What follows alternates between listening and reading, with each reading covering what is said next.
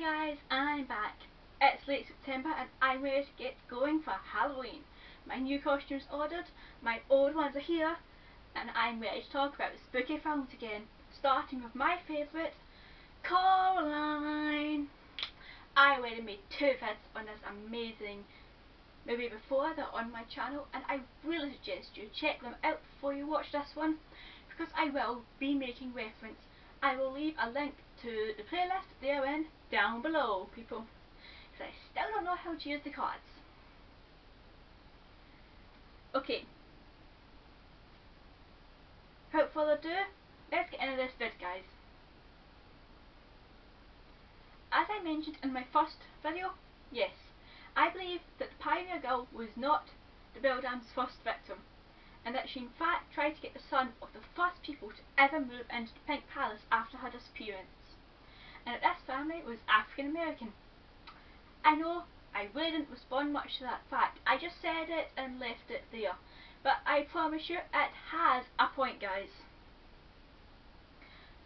The Beldam, needing more energy to power the world as her own soul was dying, kidnapped boy now living in the Pink Palace with his family, by creating an easier to access brand new portal in the shape of a tiny little door in the palace. However, as this was her first time ever doing something like this, sorry, my computer's froze, she fails because she doesn't know what she's doing, and the boy manages to escape. His parents keep hold of the Pink Palace, and they're probably the ones to turn it into 4 different apartments.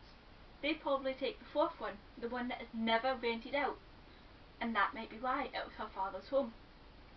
We'll get back to that. And rented out the other 3 apartments, tending to rent the largest apartment, the one the Joneses lived in, to families, as either they didn't know what happened to their son or they didn't believe him. So the Beldam took 2 more victims in this time, but the boy managed to live a full life, moving away from the Pink Palace until his parents died and he took over the house and moved in with his wife and 2 daughters. And he warned them to stay away from the little door and never go near the well. And he is most likely the one, I believe, that started the rumour about looking up from the bottom of the well and seeing a sky full of stars in the middle of the day. However, one of his daughters, she did not listen to what he said, and would eventually be taken by the Beldam. The other would marry a man and move away from the Pink Palace, as she was too afraid to raise a family there. When the first victim died, he left the house to his only remaining daughter and her family. The daughter would send her son down to the Pink Palace to do repairs, but warned him to stay away from the well. But somehow, maybe it was the Beldam, maybe it wasn't, maybe it was the well calling to him the same way it called to the Beldam, I don't know.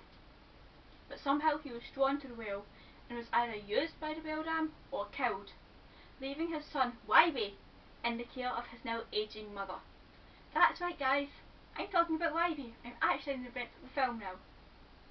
Around this time, a black cat appears around the boy, and it's in fact the reincarnated version, I think that's the word, of his great-grandfather, the first victim of the Beldam, who, after failing to protect his daughter, is not going to let that monster get his great-grandson too. And that is the story of Black Cat. So, just to clarify, in case you got lost, because I know I'm not the slowest talker in the world. In fact, I'm pretty fast. Wybie is the